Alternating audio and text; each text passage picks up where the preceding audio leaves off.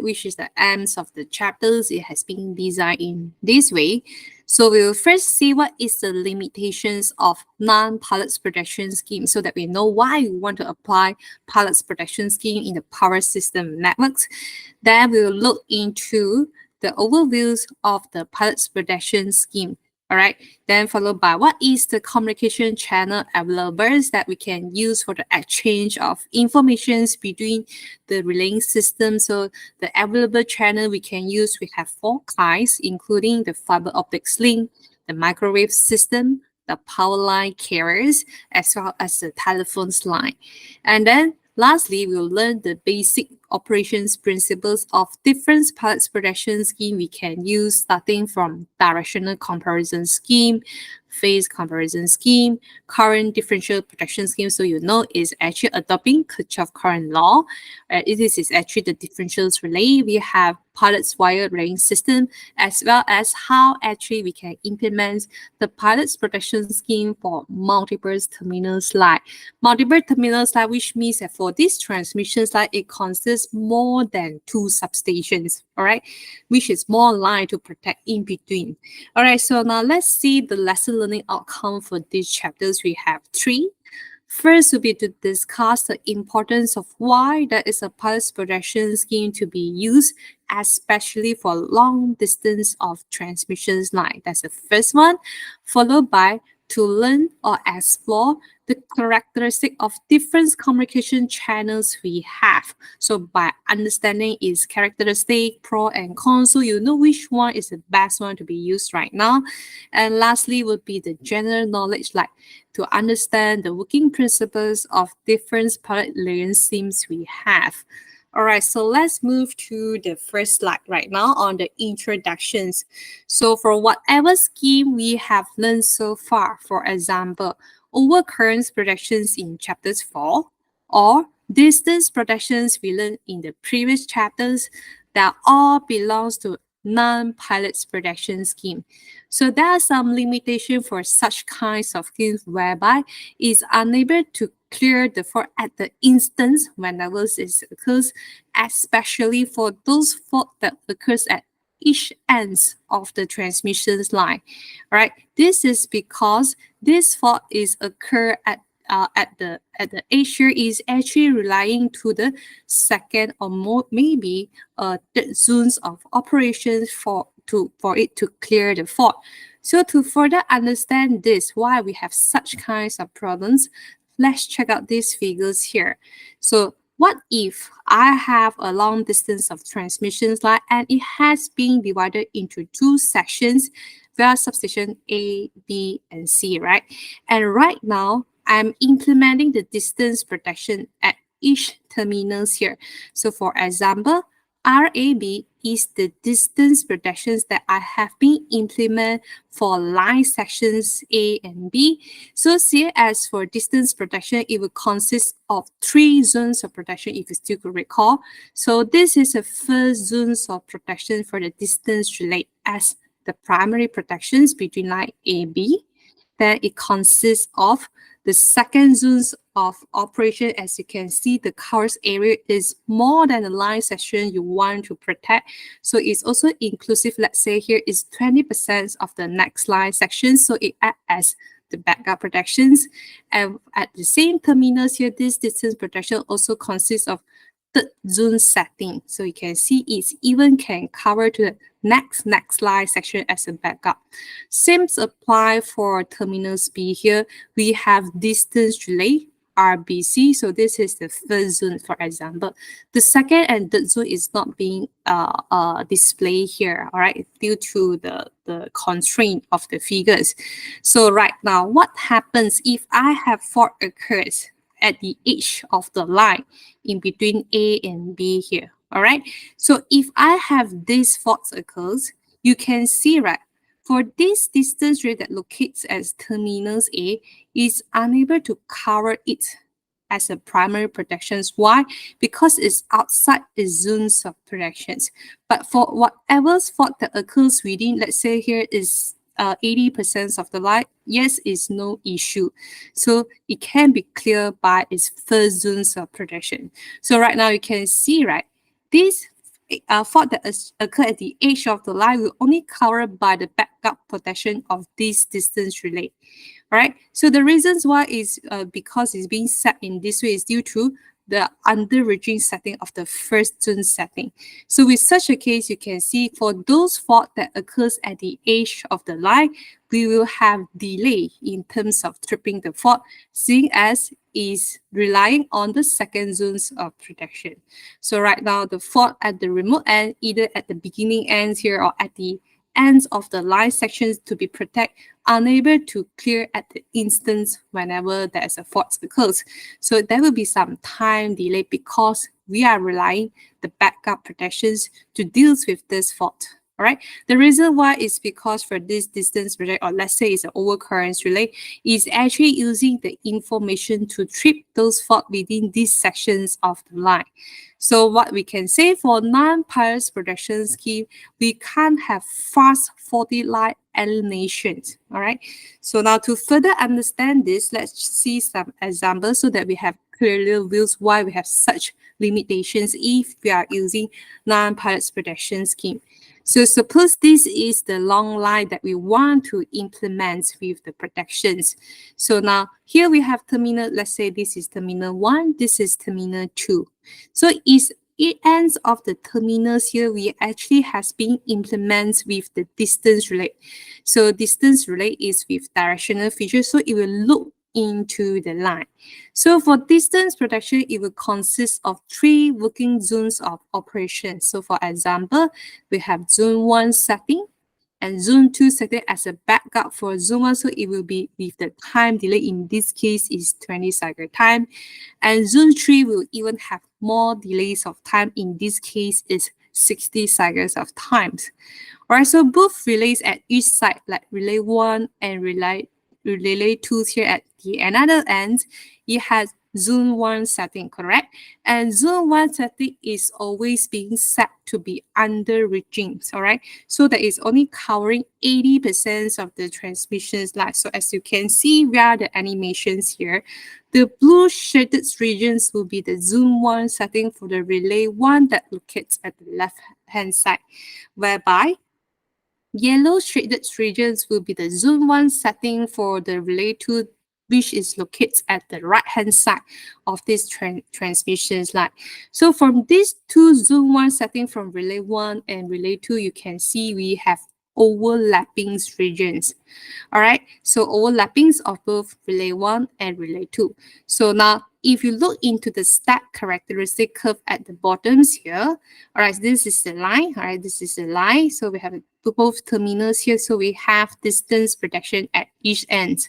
So relay 1 will look into the line same as the relay 2 look into the line. So now, which means that it will detect the fault that's located at this right-hand side. So you will see, right, for the first zone setting, which is 80% of the line section, so you can see any fault occurs within this first zone setting here, it will trip without any time delay. And then only it will have the second zone setting for this relay 1 here with the delay times of 20 cycles. And then for the bottoms here, we have relay 2 stack characteristic curve. So this is the first zone setting without time delay. This is the second zone settings. All right. So take note that both of the relay will pick up the fault at their own side. So what happens if I have fault occurs? Let's say at the centers of the transmission line, which is occurring at the overlapping regions of both of the relay. So during these moments of time, whenever there's a fault occur, both relay R1, R2 here immediately pick up this fault. Why? Because if you draw a vertical line like this and look into the stack characteristic curve for both relay 1 and relay 2, this fault occurs within the first zone setting for both relay 1 and relay 2. Here, all right, is at its first zone setting. So which means that both relay at both ends will trip the circuit at the same time. So it doesn't have any time delay. So with such a case, what we can say, if we have fault occurs within these green color regions, which is 60% of the transmission line in the center, we will have no issue if I'm using non-pilot protection scheme. Why? Because I'm expecting to have fast protection scheme. So both relay will send the tripping command through the breaker. So here we'll open up at both sides. Okay, so what if I change the fault location? So I have it either occurs at the beginning or the ends of the transmission line. So we understand that for both of the relay 1 and relay 2 here, it has its second zones of protections, right? Let's say it's reached up to 120% down the transmission line. So you will notice that the orange color regions here would be the second zones of operation for relay 1. So you can see after the delay of times of 20 cycle, it will reach at its second zones. Same goes for relay 2 here that located at the right hand side of the line. It will have its second zones of operations. All right. Again, after delays, 20 cycle, you will go to the second zones of operations of this distance relay that locate at the right hand side of the line. So for both of the zone 2 predictions for the relays, it actually will pick up the fault for the remaining 20% of the line, but with the time delays of 20 cycle times. So now let's simulate the fault. What if I have fault occurs near relay 1 here? All right, so if you draw up the locations of the fault, you will notice that this fault is actually occurring at the first zone setting of relay 1. So which means that this relay 1 will directly pick up this fault as soon as it occurs. So it will send tripping command to the breaker. So here will be open up, no issue. But how about for relay 2? So this relay 2 unable to send its fault within its first zone setting, as you can see, up of these regions here is located at its second zones. So which means that relay 2 at the right hand side, yes, it detect this fault, but it will only send tripping command to these breakers here after delays of times of 20 cycles. So now we can't have fast clear of this fault line for this beginning 20% of the transmission line. All right, so same goes if I have fault occurs at the ends of the line here as well. So now we know that relay 2 directly able to pick up the fault. Why? Because this last 20% of the fault that occurs on the line is actually occurring at the first zone setting of relay 2. But this is at the second zones of operations of relay 1. So which means that yes, the breakers will open, but you need to wait for 20 cycle time. So with such a case, we can say we will have slow line fault isolations at both ends of the relays here. So it can't trip at the same time for if we are using non-pilot protection scheme. All right, so how actually we can solve this problem so that we have faster fault isolations for the transmissions line, especially for those faults that occurs at the edge of the line. So it let us use this pilot's protection scheme. So here we have the figure showing the drawing of the pilot's protection scheme is actually a communications assist protection scheme. All right, so now the pilot is being used as a communication channel so that we can exchange the informations between two or more relay within the transmissions. Like let's say the relay send the zone 2 failures. All right, so how actually is worked is like this. So now, whenever we have fault occurs, let's say at the beginning of the transmissions line here, yes, we know relay 1 here able to pick up this fault via its first zones of protection. So it will send the tripping command to the circuit breaker. But at the same time, it will activate this pilots, all right, or the communication channel.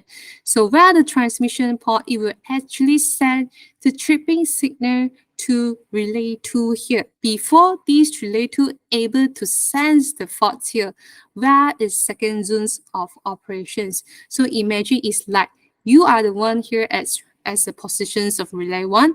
So whenever you sense the fault occurs at your site, you actually call your friends, which is located at the ends here, ask your friend to trip the breaker first. So this is how does the pulse protection scheme work. So which means that this relay 2 doesn't need to wait until the second zone's operations here, then only it send the command, is already send the tripping commands to the breakers via the informations you obtain from relay 1. So you can see pilots is actually the communication channel that allow the exchange of informations of both of the relays that look at both ends of the transmission line. So that's how we achieve the easy clearing of 400% of the transmission line. So there's another name for parts protection scheme is also known as tele protections. Just another name. All right. So now let's move on here. So for communication purpose, there are different communication channel you can use. All right. So here we have 4 choice to use. One is known as power line carrier. In this case, transmission line itself has been used as the communication channel. We can also use the microwave system, use fiber optics link, as well as the telephone line, the communication cables here, you can use to inject the high frequency signal for data exchange. All right, so the general descriptions, or I should say the understanding of each types of communication channel will be discussed in the next sections so that it gives you the better understanding how actually we can implement it as a pilot production scheme. So there will be no comprehensive details discussion for each communication channel because it's beyond the scope of this subject. All right, so now let's move on to talk about the earliest pilot production scheme we can use is the power line carrier. Power line carrier in short is PLC. The other name you can actually call it as audio tune facilities. So right now, as being mentioned just now, so if you refer to the figures, the transmissions line that we want to protect, right? This transmissions line itself has been used as the communication path for the signals exchange. So right now, the signal is actually transmits via on and off mode. The another name for it will be amplitude modifications or modulations at certain frequency value whereby you can select between this range 10 to 490 kilohertz of bandwidth over the transmissions line. So let's check out these figures again. It's actually showing a single line diagram for the main components that you can find for power line carriers. So as being mentioned, this is the line that I want to implement with pellets protection scheme. All right, so it will consist of both sides having the component including the line trap, that we have the line tuner, as well as the communication system. Here we have the transmission port and the receiving port. So you will find the same component at the another ends of the transmissions line. So you might wonder why we have one circle go here, right and left here. These circles is actually showing you how does the signal is being transmitted or travel via this transmissions line to the another ends of the transmissions line. All right, and here is actually the actual views of how does both coupling capacitance as well as the line trap is being looks like. Right, and the one at the right hand side here is actually showing the one implement for 500 kilowatts of transmissions line, and this is how does the line traps looks like. So let's see the details of this power line carrier operation in the next slide. Okay, so as we know right now, the high frequency signal, which is the data you want to exchange between the ends of the line, will actually superimpose to one or more transmissions line conductor for the purpose of communications. All right, let's say we are talking about power line carrier. So there are two ways for us to achieve this, which is by using the coupling capacitor. So how the signal is being injected into transmissions line. One of the ways is known as single phase coupling. All right. So single phase coupling, also known as line to ground or phase to ground coupling.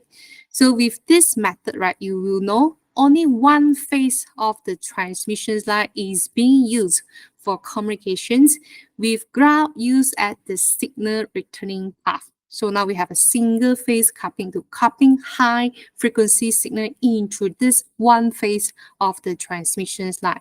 So because we are only using one phase, right, which means that lesser component is needed. So for example, the coupling capacitors, the line tuner, as well as the weight tray, only one set will be enough for each side of the transmission line. So this is what we have as the single phase coupling. The next one we have is known as face-to-face or line-to-line coupling. So from here, you can directly tell us that now the injections of high-frequency signal has been using two phase of the transmissions line. So which means that the ground signal is the ground path is not being used. And there is also another name for face-to-face or line-to-line coupling is known as interface coupling. If let's say this coupling process has been occurs between the adjacent line within the same supporting tower. So what is the advantages of using this line-to-line coupling? So see as the ground of the line is not being used, so any event happens at the ground path here, like let's say short circuit to ground, will not affect the communication signal. So we will not have the signal loss, all right, as we can see for the phase to ground coupling. All right, so that is the two way we can inject high frequency signal to the transmission line. One is by using two phase of the three phase line. One is using a single phase line together with the ground path. All right, so now let's move on here. So whenever we are using the power line carriers for signal communications, all right, so we need to block the high power signal, which is, let's say, is operate at 60 hertz or 50 hertz power here. You have to stop it from entering into the communication system. This is because communication system cannot take high power from the line. Let's say it's operating at 230 kilowatt, because this is a long distance of transmissions line. So now how actually we can block this power from entering into the communication system? We need to use these components here, known as coupling capacitor, together with this, the line tuner, the one that circles in red. So by using these two components, we can ensure that there will be low impedance path for a high frequency signal, which is the signal that you want it to be, communicate, then it's able to go in because you have low impedance path. But if you give high impedance path for 60 hertz power signal, all right, so to further understand this, as you can see, capacitor. To find capacitor reactance value, we know that is governed by these formulas, right? 1 over 2 pi Fc is actually frequency dependent. So in the event if I have high frequency signal, which is the signal you want to exchange between the ends of the line, so high frequency will give you low reactance value. All right, so whenever I have low reactance for the high frequency signal, so the signal can be entered into the communication system. But what if I have power? All right, the power from the power plant could be either at 50 hertz or 60 hertz. 50 hertz, 60 hertz is considering low frequency. So if I have low frequency, the capacitive reactance value will become high. So that's how it gives high impedance path for the power. So the power unable enter into this communication system here and fry the system. So what is the purpose of both coupling capacitors as well as the line tuners? All right, so now how far does the signal can be transmitted is actually based on the power output of these power line carriers. All right, so now for example, if you have the power line carrier system with the output power of 10 watt, it can give you the distance transmission for the signal up to about 100 miles. So what if I increase the power by 10 times higher? So obviously, the signal transmission length can be further away. It can be effective over 150 miles. So you can see that directly proportional to each other. The higher the output from this system, the longer the signal can actually transmit to the other side of the transmission line. All right, so at the same time, this high frequency signal, which is the signal you want to exchange, right? You have to confine within the line that you want to protect. So which means that if I want to exchange the signal, this signal should not go to the next line section. So it will escape from, let's say, this bus bar here, go to the next line system. So it unable to go into this communication system. So how actually I can confine this high frequency signal between this line is by using the line trap that being placed at both ends of the transmissions line. All right, so now you can see this line trap is actually being formed with both the inductors as well as the capacitor. So in parallel connection, this is actually forming a resonance circuit. So for this line trap line is actually built or tuned in the way where it will give low impedance path for the power frequency, which means that the power that you want to transmit, yes, it can go through and enter into the next line sections, but it will give high impedance path for the high frequency signal, which is the signal you want to exchange between the ends of the line to achieve fast 40 line isolations. So this can be clearly seen by looking into these two formulas here. As we know, here I have inductors as well as the capacitors. So to find the inductive reactance value, I know that is calculated by 2 pi FL, all right, omega L. Or to find the capacitive reactance is 1 over omega C. So you can see both of them are frequency dependent. So right now, both of the reactance value has been tuned in a way to avoid this high frequency signal from escaping from the transmissions line. So it confined within the line that we want to protect. Right, so that's how we ensure there is no escape of the high frequency signals. All right, so for this power line carriers, right, is commonly used as the pulse projection scheme, seeing as it's an extremely versatile of communication channel we can apply, which can be applied together with the protection scheme, including directional comparison scheme as well as phase comparison scheme. So this one, we will learn about this in much more details later. What is this as a pulse projection scheme? But for power line carrier is start to be replaced with another communication channels we have. For example, the microwave systems or the fiber optics link. Why?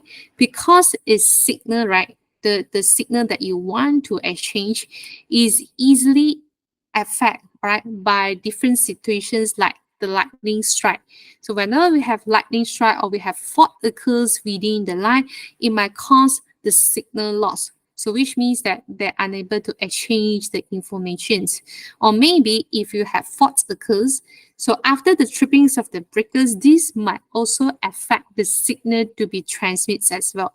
So that is the problem faced by the power line carrier. That's why it's slowly being replaced by using the microwave systems or the fiber optics link.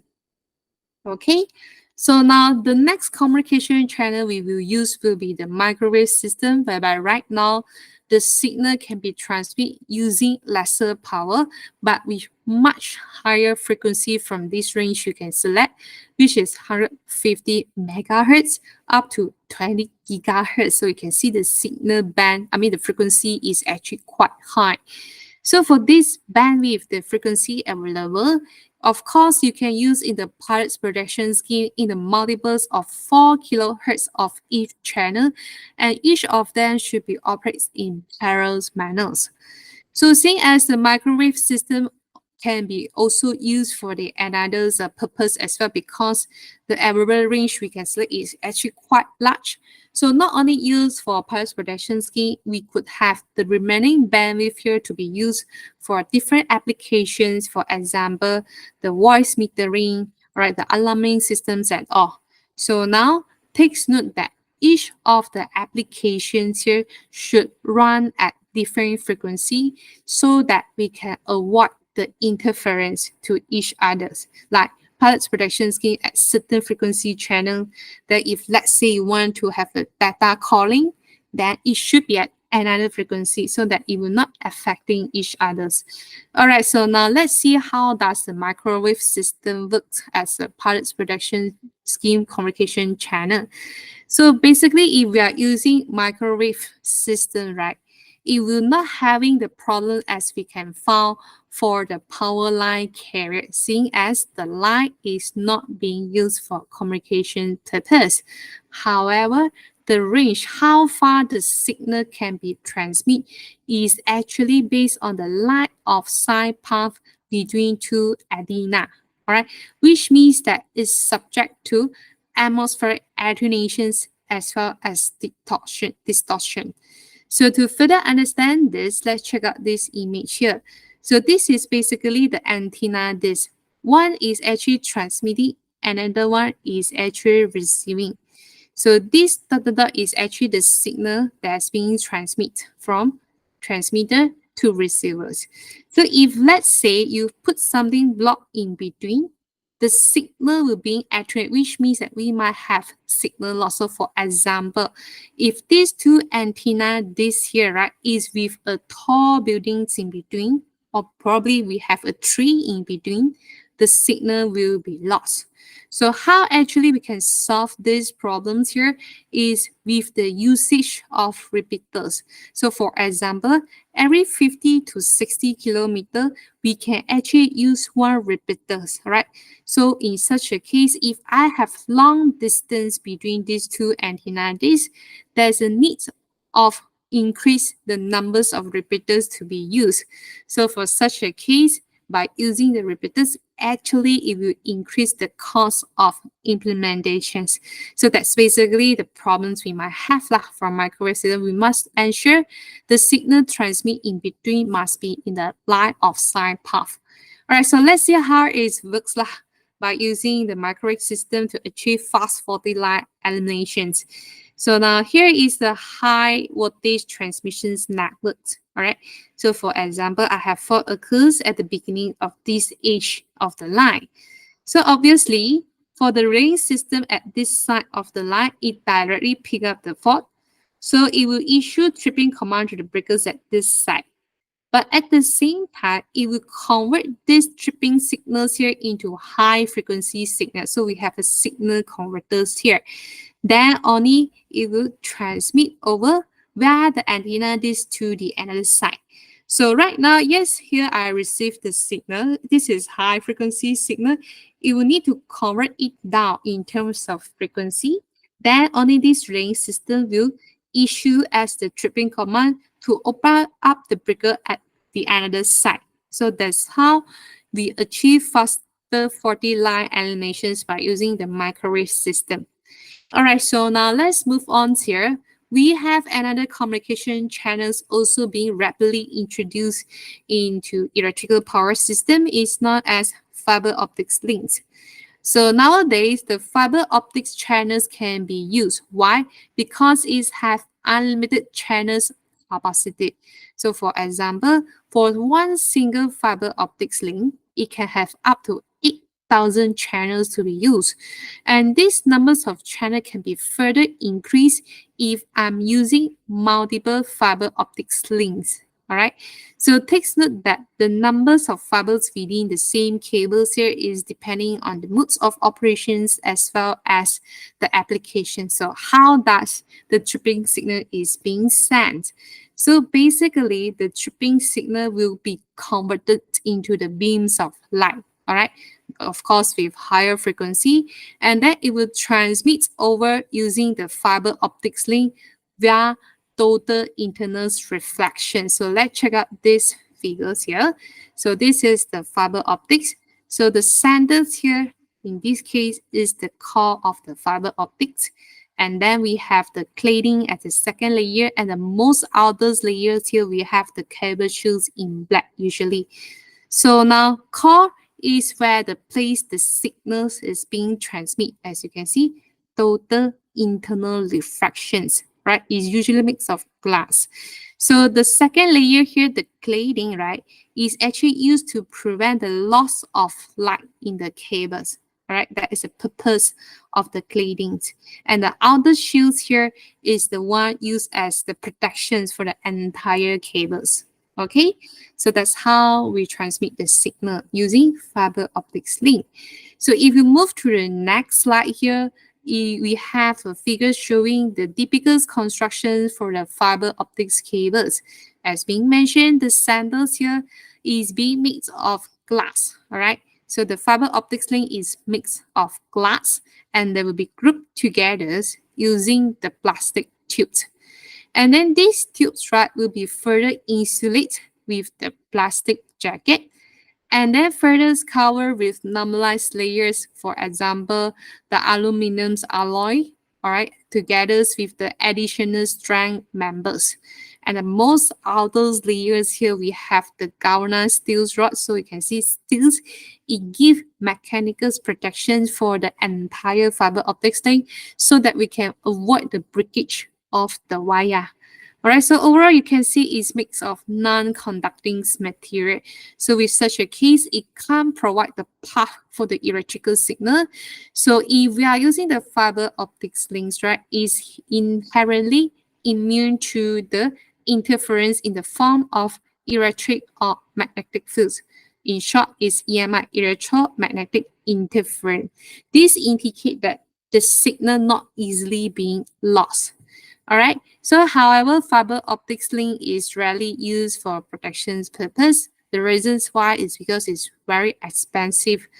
But once it's being made available, it will make an excellent choice of communication channel for link systems because the signal will not being lost. All right, so now let's move to next one we have is known as the pilot's wire. So pilot's wire is actually the telephone cables that's been fused with copper conductors. So this is one of the most popular communication channel we can use for parts protection scheme. However, it is only suitable for short distance of signal transmission, which is up to 10 miles only. And whenever we are using the pilot's wire for as a communication channel, right, the adequate installations must be given, which is as high as 15 kilowatt. Why? This is because even small induced voltage in the pilot's wire is actually enough to cause the maloperations of the ring system, which means that we have maltripping. All right, and hence we have low security due to this induced voltage at the neighboring line right now. So now let's check out these figures here. We have the cross sections views of the pilot's wire. So at the center, you will notice that it consists of multi-pair conductors which is twisted. And then we have a thick insulations like polyethylene with the shields, all right, aluminum or made of the coppers here to avoid the interference from outside. And then we have the most outer layer here is actually the PVC jacket. So again, for these aluminum and copper shield is actually used like a filter lah, so that we can filter out the magnetic fields from the neighboring power line here so that we can prevent electromagnetic interference. All right, so now let's see much more details in the next slide here. So as you have seen from the cross-section views of the pilot's wire, if you look into these figures, center always consists of two conductors twisted like this. The reason why it's being twisted is because we want to avoid the crosstalk. And then here you can see it's being wrapped with the copper foil, the one that I mentioned as the filters is either copper foil or aluminum foil so that we can minimum the inductive interference from the neighboring line or from the external voltage. And then here there's an additional components here known as the ground lead. The ground lead is actually used to protect the potential from the surrounding ground. So right now, the signal attenuation, whenever you see attenuation, which means we might have loss for the signal. If we are using the telephone wire, the loss of the signal is actually depending what types of cables of these parts wire is being constructed, how long will be as well as what is the frequency is being operating for signal exchange. So if let's say if I have the pilot's wire being configured as the overhead cables, do you still remember what is overhead cable? Is the wire that has been held by two supporting tower. So which means that it's actually exposed to the environment. So it's vulnerable to the induced voltage by the power line fault. So which means that if I have lightning strike or if I have fault from a power line, the signal loss might be signal might be lost. Okay, and what if I have pilot's wire here configured as underground cables, which is buried underground? So these types of pilot's wire, it might subjected to the damage due to the digging activity. So these pilot wire might be damaged due to the excavators, so the signal unable to be exchanged. So here would be the 4 different types of communication channel we can use. All right, so you might wonder when is the time to use these types of cables, for example, fiber optic, and when I should use the telephone's wire for the communication channel as a communication channel. So the selection types of communication channel for pilot's protection scheme is actually depending on multiple factors, including the available cost you have as well as the reliabilities of this communication channel. So you might have limited budget, so you might need to choose the one which is much more cheaper. For example, the telephone wire. Let's say you just want to have short distance of signal transmission. So you can see they're actually interlinked to each other. So how far would be you need to transmit this signal also will affect the choice of communication channel you can use. So for example, if you want to have the signal to be exchanged with further distance away, you might actually use the microwave system. And the next one you have to consider as well as the factors for different communication channel selections will be numbers of terminals you want to protect for the transmissions line. So if let's say more terminal is needed, which means that you need much higher number of channels right now from this communication channel. In this case, the very suitable one will be the fiber optics link. Why? Because one simple cables can give you 8,000 of channel if not mistaken, and it can be further increased by adding the fiber optics link. And the next one here will be in terms of frequency. The frequency you need to transmit the tripping signal. So are you want to have the high frequency? If yes, please use microwave system. It's as simple as it is. So this is the considerations parameters that you need to think of if you want to choose the right communication channel to be used. All right, so now let's move on here. So there are 2 categories of pilot's protection scheme we can use in the communication channel, which is by using these channels here, whether the signal is being sent to trip or to block the operations of the line circuit breakers. So now, whenever the signal has been transmitted over the other side using the communication channel to prevent the trippings of the line circuit breakers, so this time we will have blocking modes of pilot's protection scheme. So usually for this mode is preferable if the communication channel is a part of line, which means that you are using the power line carrier. The transmission line itself can be used as the communication channel. Then we will have it to operate as blocking modes of operations.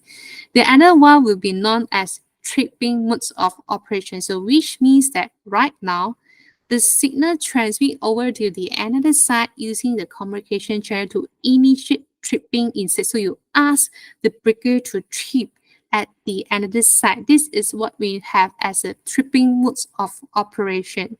So generally, tripping modes of operation is preferable if separate communication channel can be used. For example, microwave system, fiber optics, or the telephone's wire.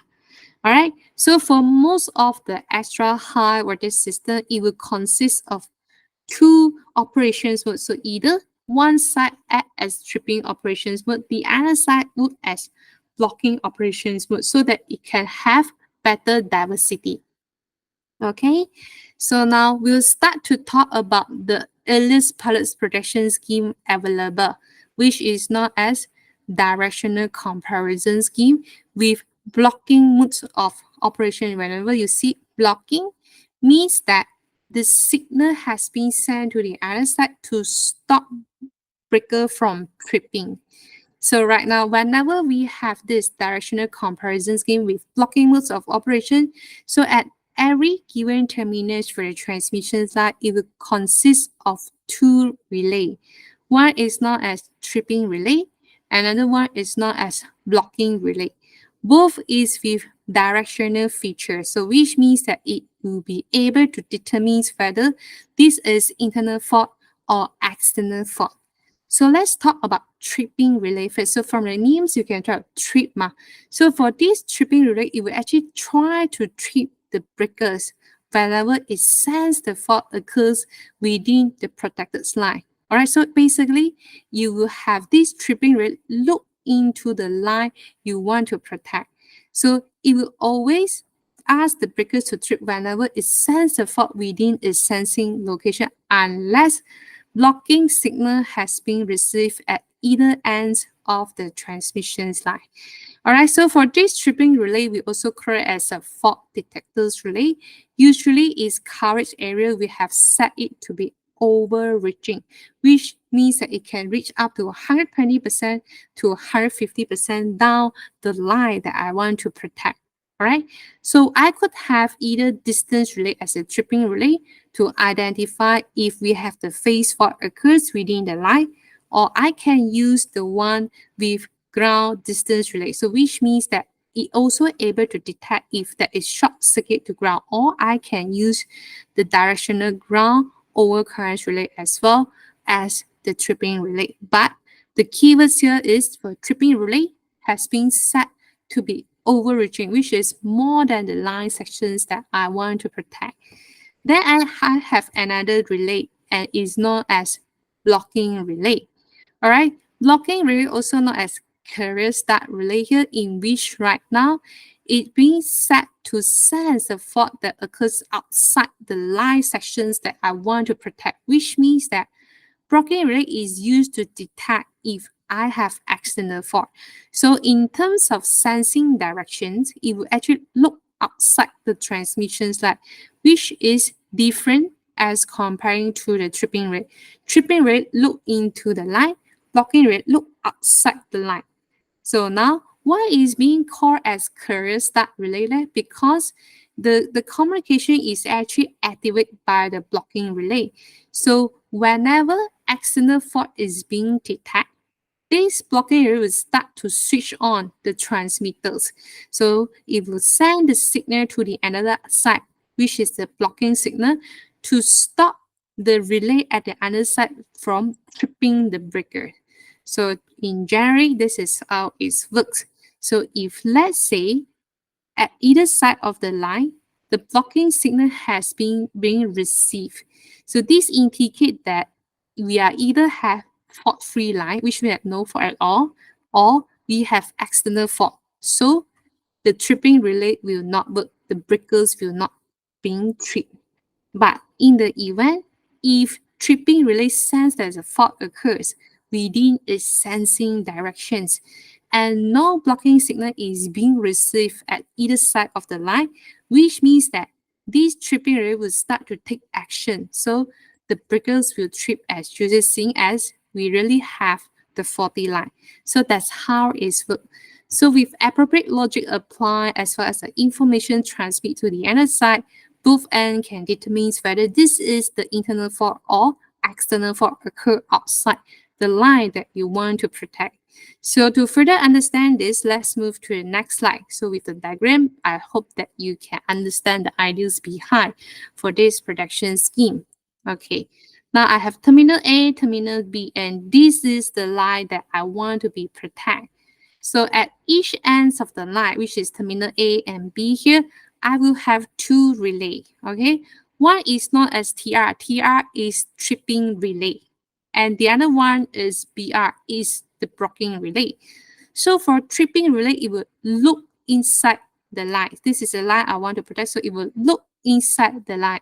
Whereby for blocking relay, it will look outside the line. So for terminals A here, the blocking relay will look into this direction. So this is the sensing fault directions. So the same set of relay you will find also being placed at terminals B here. So the tripping relay at terminals B look inside the line.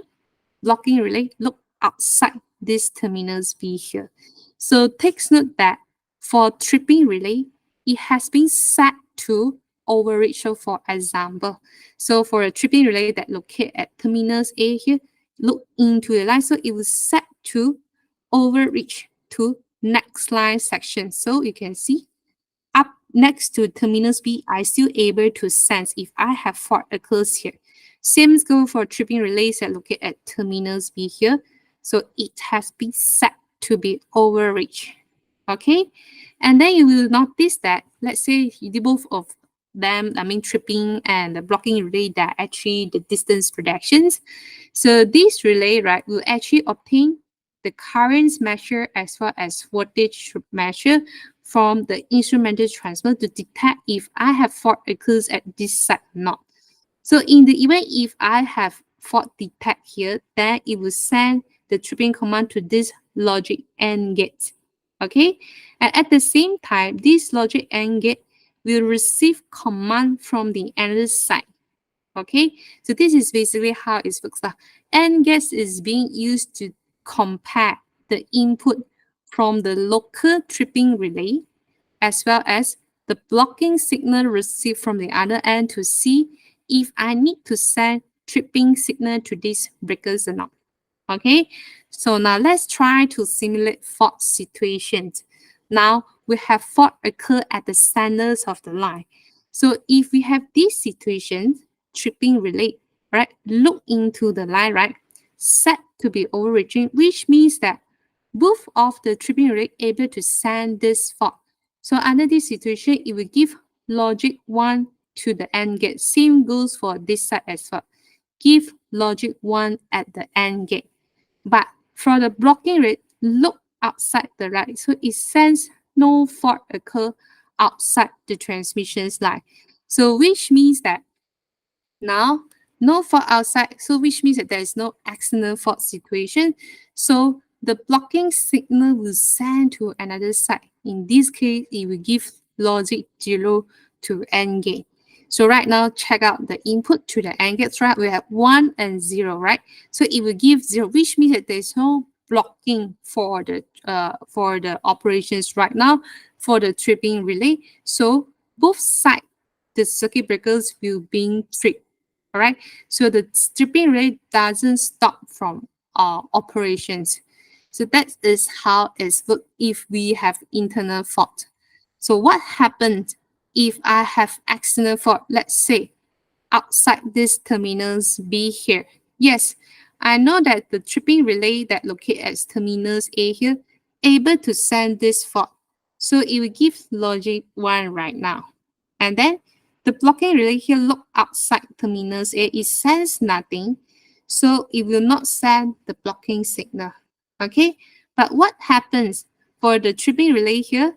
It sends nothing inside the line. So it gives logic 0 to this AND gate. But for the blocking relay, look outside my E. I see that it's an external fault here. So as a result, I will send logic 1 to the another side. So whenever I have 1, 1 to this AND gate, so it will give output 1.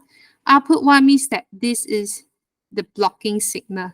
So this relay will stop to trip.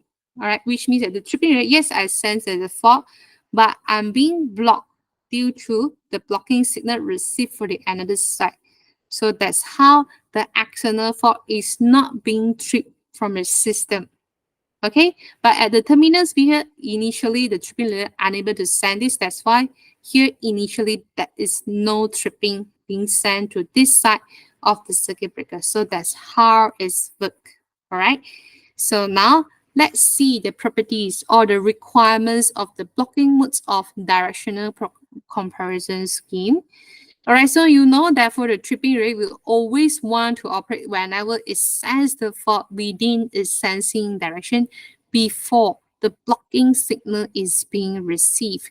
So if let's say if there's any delay of the signal from the blocking relay, which means that I will have false tripping in the event if I have external fault situation. So with such a case for such blocking scheme, the blocking relay must be said to be much more sensitive than the tripping relay. But this is not easily to be achieved, especially if there is big difference between the fault contributions at both ends. Besides, the tripping relay must also prevent to be operating. Let's say we have heavy loads or unbalanced system situations. So with such a case, the time coordinations between the tripping relay and blocking relay is very important so that we can ensure that the blocking signal can be received. Or let's say we have fault-free situations or I have accidental fault situations before the tripping relay start to operate. All right. And there is also possibilities that we have a maloperations of such scheme. Let's say there is a failures in terms of the communication signal. For example, the brokenness of the communication channels. That's why the signal are unable to be exchanged. Or maybe the relay are unable to detect if I have external fault. Let's say you have low voltage supply to relay. So we might have maloperations as well. So under these situations, no signal is being sent to stop the tripping in case if I have external fault. So how actually I can solve these problems here, all right? So to avoid the maloperations, we will use the another scheme here, whereby I have unblocking modes of operations for directional comparison scheme. All right, so you'll find that its operation is actually similar as the blocking modes of operation, just that right now we only have one relay at each ends of the transmission line. This relay would be the tripping relay. We doesn't have blocking relays right now. Okay, so now we will have a low energy carrier signal is actually the blocking signal is always being sent as a check by using the communication channel. That's why we doesn't need to use the blocking relays right now. And then let's say we have internal faults occurs. Frequency shift key will be used to rewrite this blocking signal from blocking to unblocking. Okay, so now let's see how actually it works. So now this is the line I want to protect. Okay, so if I'm using an unblocking modes of operations for directional conversion scheme, I only have one relay, which is tripping relay at both ends of the line. So it will look into the line that I want to protect. And as usual, it has been set to be overreach. For example, look down 120% of the line section. So this is for relay 1 at terminus A. This is the coverage area for relay 2 at terminus B. Okay, so what happens if I have fault occurs, let's say, outside the terminus A here? So right now, this relay at terminus A unable to detect this fault, okay, because it's looked into this direction. But for relay B, right, is actually able to sense this fault, okay? But because this tripping relay unable to send this fault, right, the blocking signal still continues send over to the another side, which is at terminus B here. So which means that yes, even though the tripping relay able to send this fault at terminus B, but because I received the blocking signal from terminus A, so no tripping will be occur. Right? That's how we have this comparison scheme. It doesn't work under external fault situations. So what happens if I have internal fault, which is really occurs within the line I want to protect? So right now, both tripping relay look into the line. Obviously, it able to send this fault. So whenever it sends a fault within its sensing directions, right? So initially, I have the blocking signal is being always sending via this communication channel, right? So there's a need to change this frequency value from blocking to unblock. So now both of the relay here will release from blocking, right? So it will send tripping signal to the breakers right now. So that's how we clear the fault within the transmission line. Okay, so now let's see what is the advantages of using unblocking modes of operations for this directional comparison scheme. All right, because we only use one relay, right, tripping relay, there's no need of the usage for a blocking relay, which means that we can save in terms of implementation cost. All right. So blocking signal is always being transmitted over using the communication channel. And because of this, unlike the blocking modes of operation, you must have the blocking relay is much more sensitive. Now, the tripping process can be much more faster. So there's no time delay for the tripping relay. All right. So which means that you doesn't need to wait for the signal you obtained from a blocking relay here to see if I want to trip or not, if I sense the fault within my sensing direction. That's why I can achieve faster tripping process. And at the same time, if I have communication channel failure, it can be easily detected as well. Why? Because blocking signal should always send continuously. If let's say there's a loss of signal, I can directly tell that there are some problems happen for these communication channels, right? So that will be the advantages you can find by by using the unblocking modes of operations for directional comparison scheme. Okay, so now let's look into one more scheme that I will give you 5 minutes break. So this time I will talk about what is under-reaching direct transfer trick. So this pilot protection scheme is actually very simple. What we are trying to do is we are using the distance relay together with the communication channel to achieve fast 40 line isolations. So unlike the directional comparison scheme, right now, the distance relay has been set to be under reaching. Like terminal A, terminal B, this is the line I want to protect. I'm using the distance protections. So the first zone setting is set to be under reaching, which is 80% of the line to be protected. So that's why it's not as under reaching direct transfer trip. So how actually we achieve fast 40 line of isolation is same as what we have explained in the earlier class. So whenever we have fault occurs at the edge of the line, we know that at each side of the line, it consists of first zone's projections, correct? It will able to send this fault directly. So obviously, the relay one here at terminals A directly send tripping command to these breakers. But at the same time, it will activate the communication channel. So transmit the signal to the another side using the pilot. Then this relay 2 at terminals B here will directly send tripping command to trip this breaker before it send this fault via its second zones of projections. So that's how we have faster speeds of tripping at both ends of the fault occurs. Right, so with such a case, this is how does the underreaching direct transfer trip works. So right now, I will give you 5 minutes break. Then we will continue these topics on phase comparison during sim. So come back at 4:08 p.m.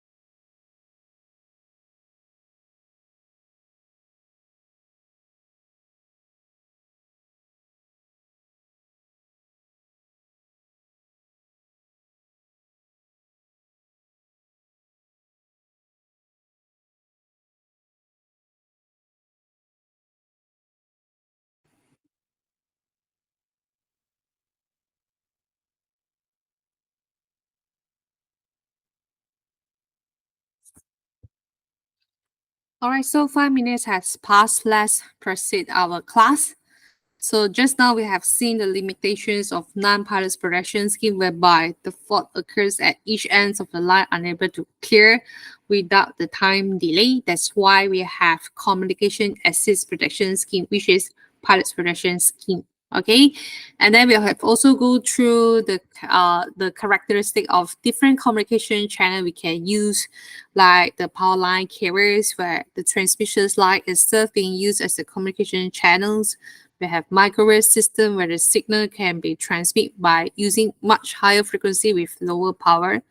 And then we could have fiber optics link with large communication channel capacity, as well as telephone wire. All right, but telephone wire only suitable for shorter distance transmission for the signal. All right. Then we also talk about the directional comparison scheme where you can have it look as blocking modes or tripping modes of operations, right? Usually for the fault detectors relay, which is the tripping relay, it has to be set to be overreaching. And then just now we also have understand how does the underreaching direct transfer trick works as well. The difference between is we are using distance relay and the protection coverage area has been set to be underreach instead. That's how its names originate. So right now we'll start to discuss another types of pulse protection scheme you can see is known as phase comparison relaying systems. So for this protection system, it actually makes use of differential protection scheme, whereby right now it is trying to compare the phase angles between the measured primary currents at both ends of the transmission line. So what happens if the measured currents value in terms of phase angle, it gives us the in-phase situations. So right now, this indicates that there's no fault occurs within the protected line unit, whereby if the two measured currents giving me the phase angle, which is up of phase by 180 degree. So this time it will register that is a fault occurs within the line sections that we want to protect. So for phase comparison resistance here, we can use any communication channels. All right, the four kinds of channel, yes, you can use. All right, so now let's move on here to the next slide. So let's check out these figures here. Is actually the constructions of these schemes. All right. So this is each end of the line that we want to protect because we want to measure the current angles at both ends. So you will notice that we are actually implementing three-phase current transformer to measuring the three-phase current at both ends of the line that we want to protect. So this measured current value will actually fit into these components here known as composite sequence networks. Is actually what we have is the summing transformer. So it will combine the positive, the negative, as well as the zero sequence current here into one single output, which is the single phase output voltage. So here the output will be the voltage. Okay, so this generated voltage, right, is magnitude as well as phase angles is directly proportional to the three-phase current that is being measured at each side. All right. So after this voltage value will be fit into this square wave and amplifier here, whereby whenever you see square wave, which means that we are trying to change the sinusoidal signal into the square wave. So after this, it will fit in here. All right.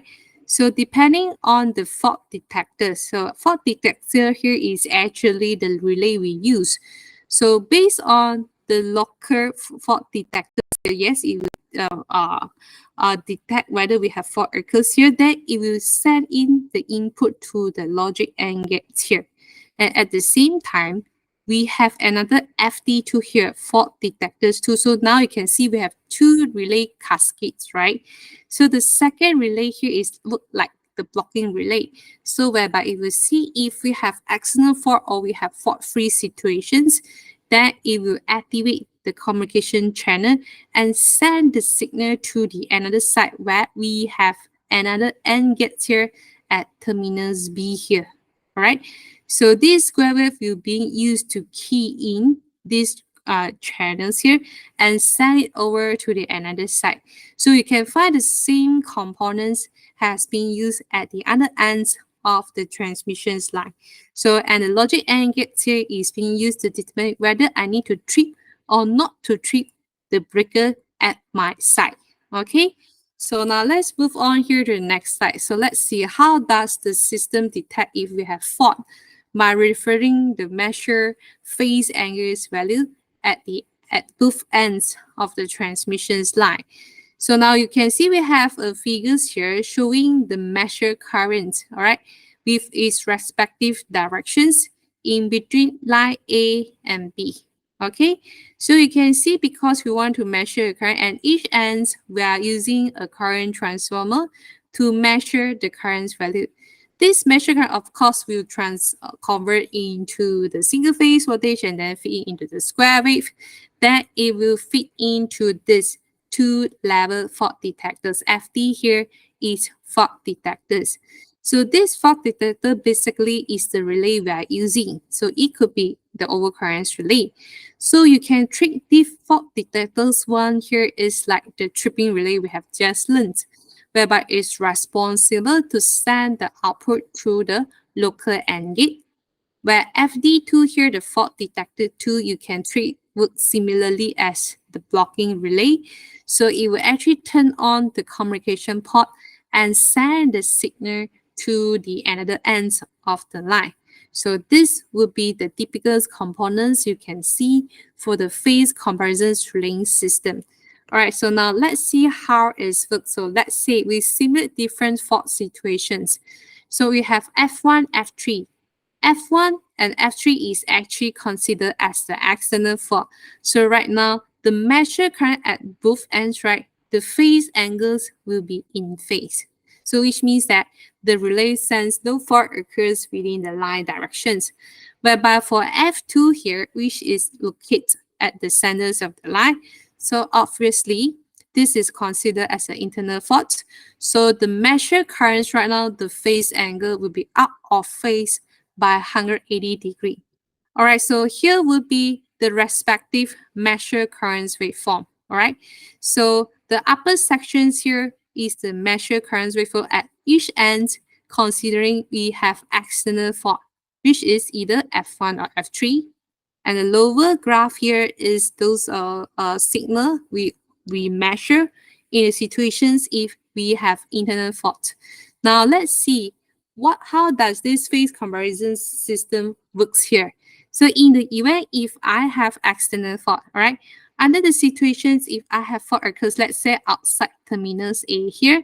So this is the measure current at terminus A, okay, and this side of terminus B, this is the measure current. So obviously this measure current need to convert it into square wave, all right?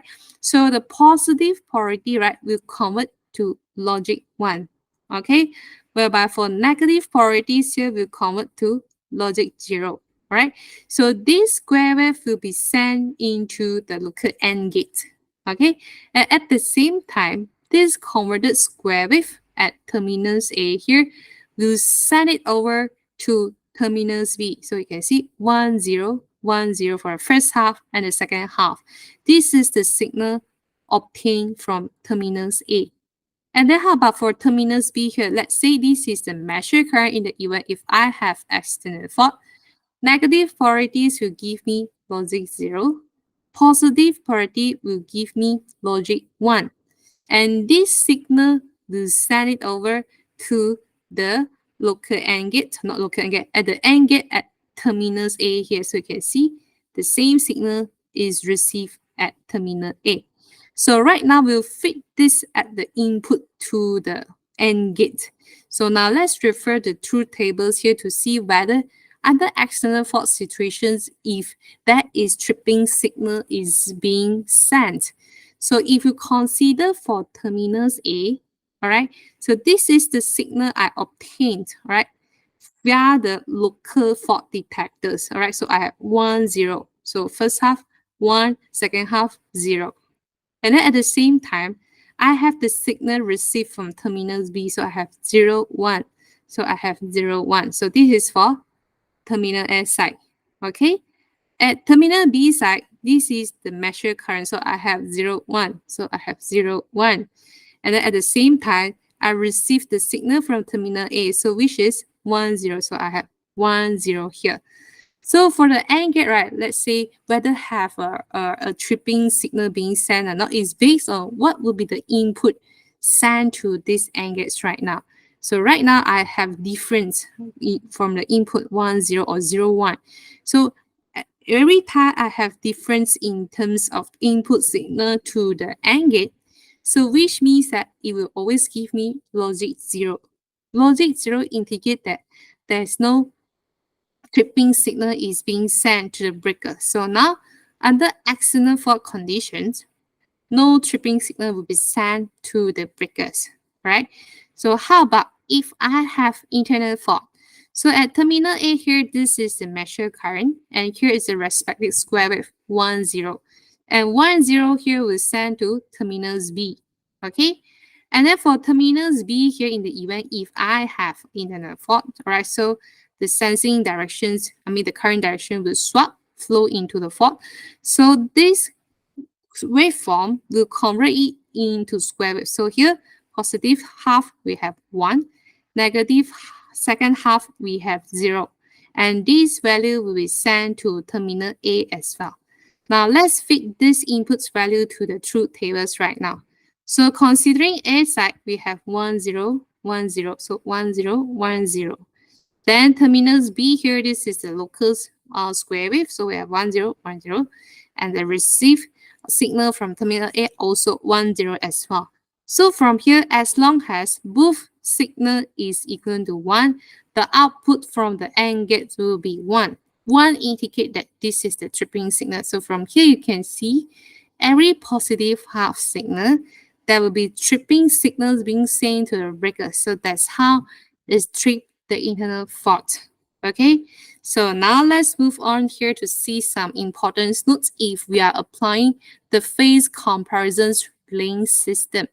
So for this protection scheme, right, it's only applied to protect the line against the fault that occurs within itself, which means that the internal fault. Why? Because it works based on differential protection scheme. It should work as unique protections. So this means that it doesn't provide backup protections for those faults that occurs at the adjacent line, or even itself doesn't have backup protections.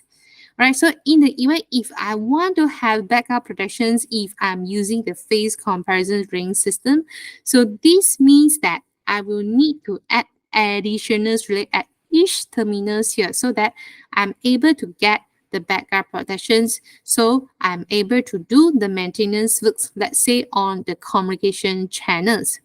So even though there is no backup protections if we are using this scheme, it's actually considered as an advantageous. Why? Because both primary, which is phase comparison ring system, as well as backup relay that you top up to this system here, is actually forced to be worked independently. There are no need to be coordinations with each others.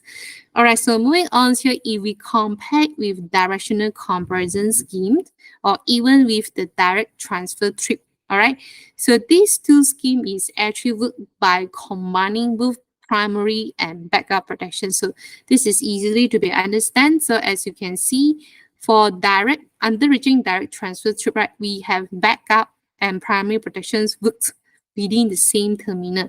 But for phase comparison scheme, we doesn't have this. Okay, so if you go to the next slide here, seeing as we need to measure the phase current at each end, all right, and its operation is just based on the line current's value. So which means that this phase comparison ring system here, its performance doesn't being affected by those issues you can find for the distance protections. For example, the power swing situation from the generation plant, or out of step situation, out of synchronism for the generator, it will not affect it. All right. So because it's only work based on the current value, it doesn't need to get the voltage or like divide voltage current to get the impedance value. No.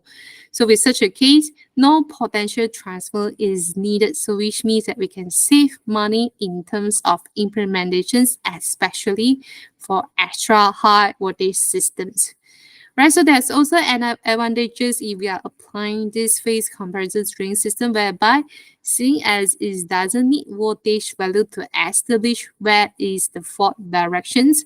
All right, so basically you can see whatever you can find, right, the problems at the distance protection, it can be solved by using phase comparison ring system. Okay, so what else we have here? So the next protection scheme could also use as product protections is known as current differential protection scheme. All right, so right now, this is the well-known principle whereby we are trying to compare the current value, the current which is entering and leaving from the lines right now. So under normal situations with no fault at all, the difference between the entering currents and leaving currents should be equivalent to zero, all right? Or it can be equal to any tap load on the line if, let's say, the feeding current at both ends is not same, all right? So the value will be changed based on the locations of the fault. So in practice, the setting for the relay, I mean, now we have the differentials relay, right? It should not equivalent to zero, I mean, for the pickup currents value. This is because this is not practical as we might have the mismatch coming from the current transfer side. It has different current transfer ratio.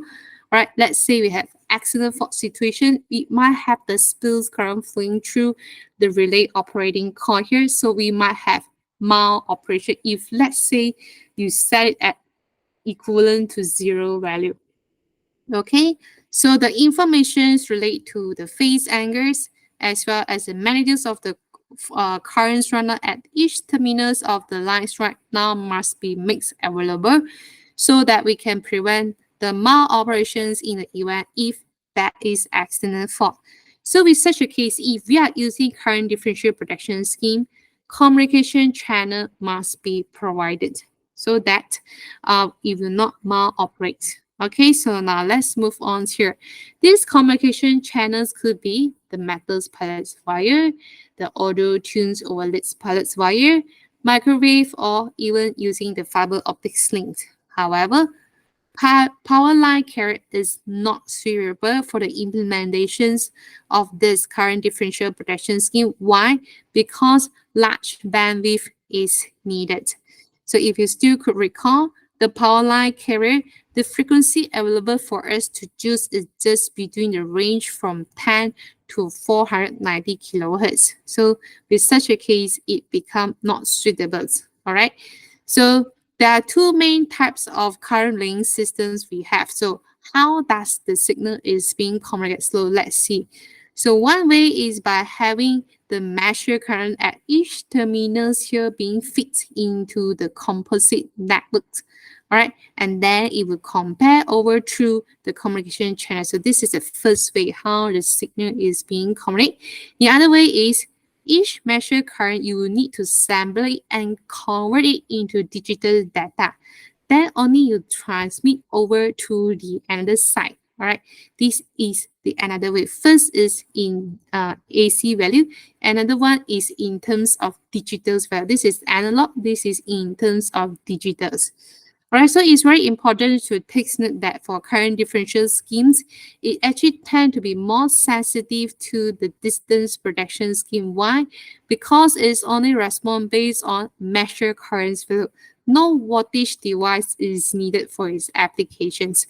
Alright, so now moving on here, let's see what is the advantages of using differential protection scheme as pilot protections. So of course, no voltage is needed for its operation. So basically, the problem as what I've been saying just now, the effect by distance protections like power swing situations, the blow fields will not cause it to be maloperated, but it is much more expensive in terms of applications. So beside the transmissions line, current differential has become much more popular recently due to is inherently able to accommodate multi-terminals line with proper logics applied within the relay. So which means that it's able to monitor all current input within the same system. And at the same time, it's also able to differentiate. Right now, we have the transformer, it's just being energized, or maybe we have the in-rush currents. Why? Because it's able to detect the difference between the second order harmonics, even the fifth order harmonics. So with such a case, it allows us to apply the line with current differential protection scheme. Let's say it consists the tap transformer. So right now with appropriate voltage being applied to relay, it can also serve as the backup for distance protections as well. All right, so now let's move to the next scheme we have. Is known as pilot wire relaying system. So as we know, the pulse wire relay systems here is operation is actually a form of differential line protections. So it's actually similar as a phase comparison scheme we have already discussed right now. It's just that the phase angles of the measured current is actually compared over the pair of the metallic wire, which is rather pulse wire lah. So there are two variations of pulse wire relay system. One is known as tripping pulse, another one is known as blocking pulse. So let's see what are the difference between them. So here the figure is showing the basic arrangements of the tripping pulse wire system. So you can see at each terminus for the line that we want to protect. So it will consist of the current transformer at each end to measure the current value. So this measured current value will fit into the mixing networks, and hence single phase output voltage will be generated. All right, so seeing as the measured current, the three-phase current has converted into the single-phase output voltage, so it have this problem whereby the fault phase identification is actually lost. So right now, the relay will be fit with the restraining coil. So restraining coil is the one that try to hold the operations, right? So which means that it will not operate. Let's say we have normal situations. At the same time, there is operating coil. Of course, whenever we have current flowing through the operating coil, it tries to trip the circuit breakers. So right now, this operating coil here has to be set much more sensitive than the restraining coil.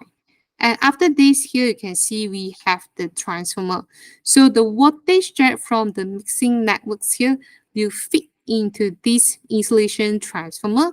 So it will produce the circulating current flow through the pilot wire to the another end.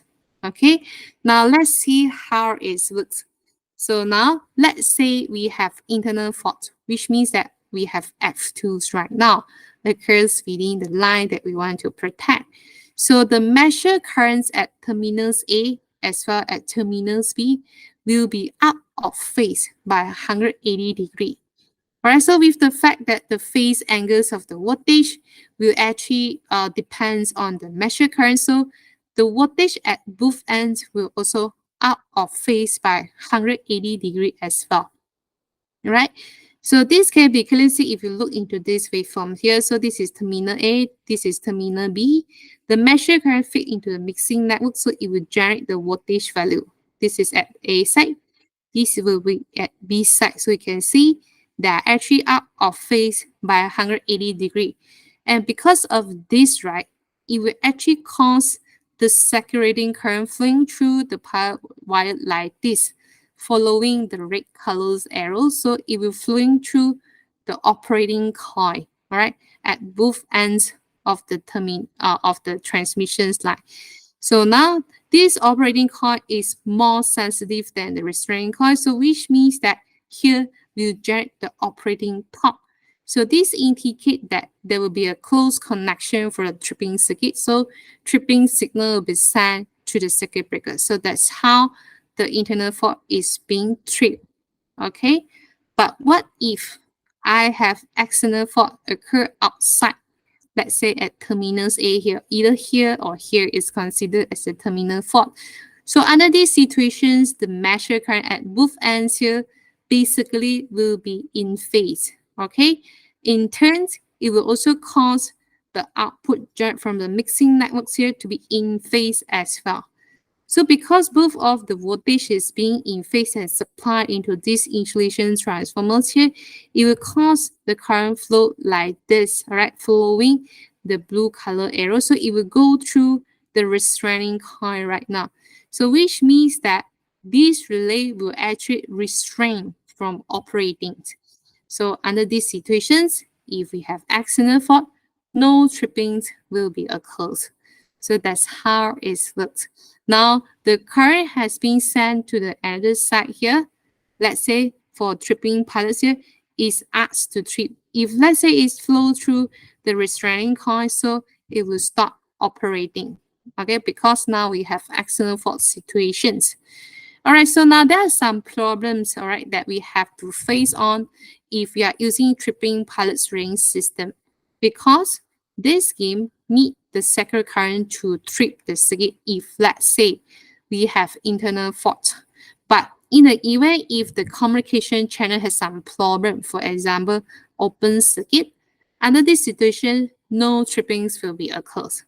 On the other hand, if let's say the pilot's wire here is short circuit, so if let's say it's short circuit, so which means that we have mild tripping. So even though no fault, that is mild tripping.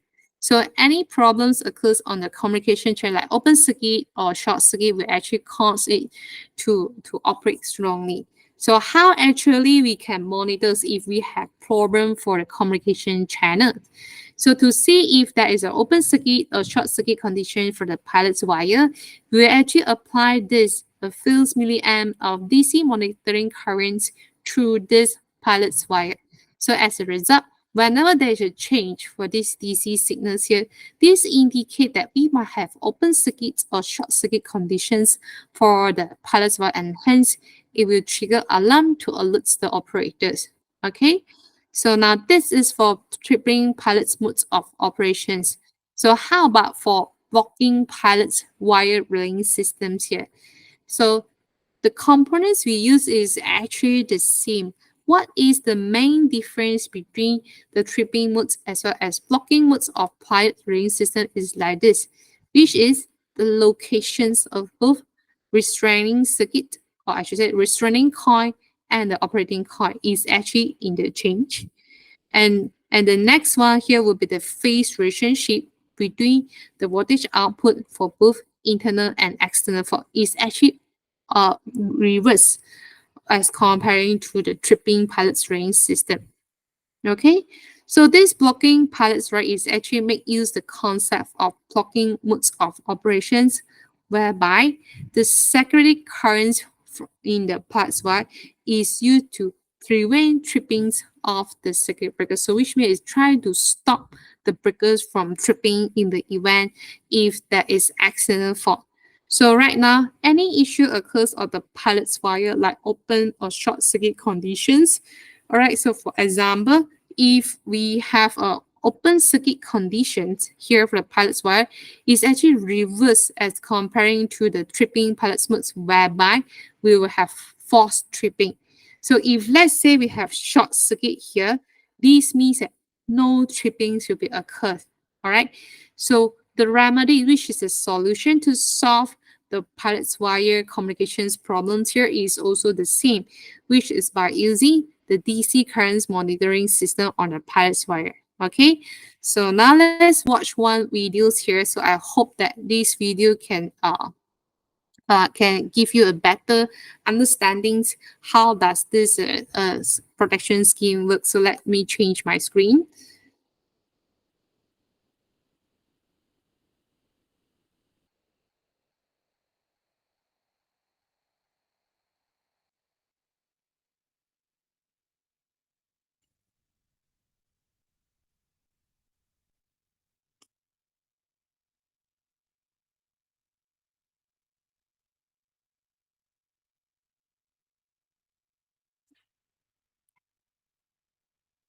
In the old pilot wire systems, we use a three-phase to single-phase summation transformer, as shown here. What this device does is convert the three-phase currents into a single-phase voltage signal which represents the magnitude and phase angle of the three-phase currents. This means that we can transmit the signal over many kilometers. When the feeder is energized, so the single-phase voltage phasor generated by the summation transformer will be the same at both ends if the three-phase currents are the same. The way that this information is used will depend on the design and manufacturer of the differential feeder protection relay. Some relays will measure the current that flows down the pilots when there's a difference between the single-phase voltage vectors. In this setup, the differential feeder protection relay is continuously comparing the single-phase voltage vector from its local end and the single-phase voltage vector being generated by the remote end. When there is no difference between these two voltage vectors, the relay knows that the feeder is healthy and does not operate. Let's now add a fault on the feeder. This must be a solidly connected system, as the current direction has reversed on end B, and both ends feed the fault. The single-phase voltage vector generated by end A is now different in magnitude and phase angle to the single-phase voltage vector generated by end B. Both of the differential feeder protection relays now measure this difference and operate, sending a trip signal to their associated circuit breakers. The fault has now been removed from the system. So that's how it works. So let me shift back to my screen.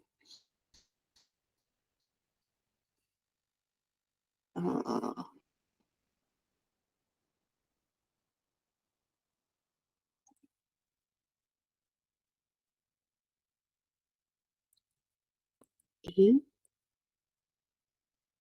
Mana. Okay. So, okay. Let me activate the pointer. Okay, so let's move to the next topics right now. So let's see how does the pilot's protection scheme apply to multiple terminals line. So for multiple terminals line, which means that more than one transmissions line to be protected. So as you can see by looking into these figures here, the transmissions line is connect with more than two substations. So we have 1, 2 line in between this line networks here. So under this situation, if we have multiple terminals line, pilot's relaying system here will be the way where we can able to protect 100% of the line instantaneously, which means that occurs anywhere within the system. If you apply pilot's relaying system, it's able to clear the fault. But if let's say there's no outfit fault, or I should say there's no escape fault from any terminus, so the preferable scheme to be applied would be directional comparison scheme. All right, so now let's see the problems that we need to consider if we want to apply the pilot's protection scheme for multiple terminals line, which is this case.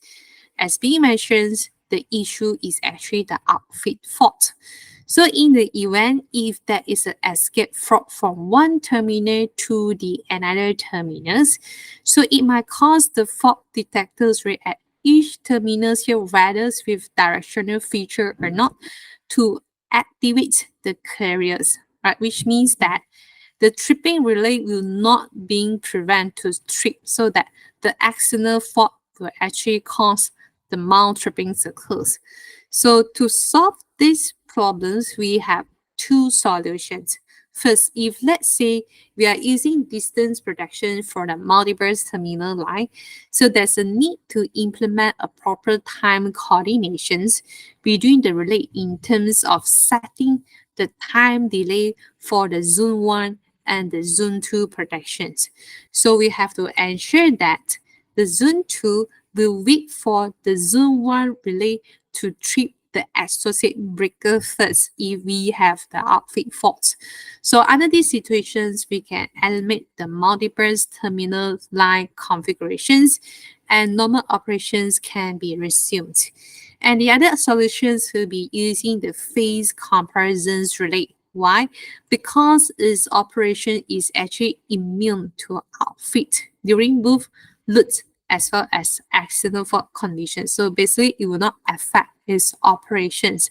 But if we are using this scheme, right, the setting, or I should say the setting criteria, if we have three terminals configuration is extremely stringent. So we have to be properly set the pickup value for relay at each of the terminals.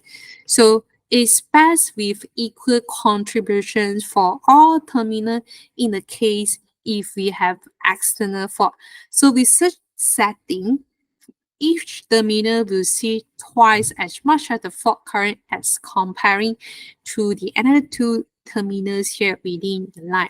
So here explain why the blocking signal is unable to be sent in the event if we have external fault. So let's consider these figures here for explanations. So now we have terminal 1, 2, 3. This is the line that we want to protect. And now we have external fault occurs outside terminal 3. And this fault current value, for example, is 125 amp. Alright, so during the first half cycles, this terminal 3 is actually with larger fault current, right, which is at 125 amp. So see outside, so it sends external fault. So which means that this terminal 3 will send blocking signal to terminal 1 and terminal 2. So this indicates that we have no issue. But at the other half cycles, right, now these two terminals must send the blocking signal to stop the operation for the relay at terminal 3 or at terminals 1 here.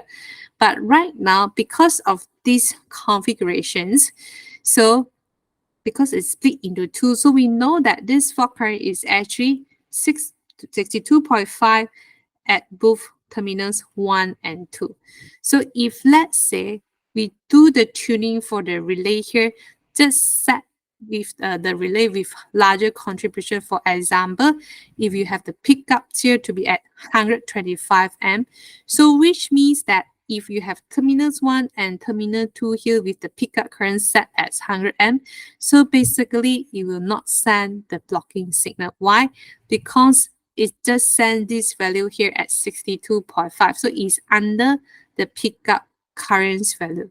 So which means that these two terminals doesn't have large fault currents enough to send the blocking signal to the another side. So as a result, we will have false tripping occur even though we have external fault. All right. So the solution to these problems here is to double up the tripping level. All right. So that is basically how we deal with the multiple terminal slide. So research, we are reaching the ends of these chapters. All right, so we have looked into the problems of the non-pulse protection scheme. So basically, we know that the fault occurs at each end of the line, which is beginning and the last 20% here unable to clear instantaneously, seeing as we are relying on the backup protections. And then there are two operations modes possible if we are using pulse protection scheme. One is not blocking modes of operations. Another one is tripping modes operations. Blocking modes whereby is the signal sent over to the another side to stop the breakers from tripping. Tripping modes operations whereby right now the signal is actually communicated to another side and ask the breaker at the other side to trip instead. Okay, and then we also have talked about different communication channel you can use, including power line carrier, microwave system, fiber optics, and the power line telephones line, which is the pilot cables. And then for the link systems here, we have also talked about the directional comparison scheme, whereby you can have it as tripping modes or blocking mode. Then we have phase comparison scheme, whereby right now the phase angle of the metric current at both ends need to be compare. If let's say we have the internal fault, you will notice that the phase angles measured at both ends is out of phase by 180 degrees. If let's say external fault or fault free, they will be in phase at both ends. And then we also have current differential protection scheme to be used. And then we also talk about how actually we can implement the pulse protection scheme for multiple terminals line as well, whereby we have to focus on the upfit fault. Okay, so the setting criteria will be very strict if we are having the pulse protection scheme to multiple terminal, like if let's say we are using phase comparison scheme. So with such, we have finished everything. So do you have any problems right now?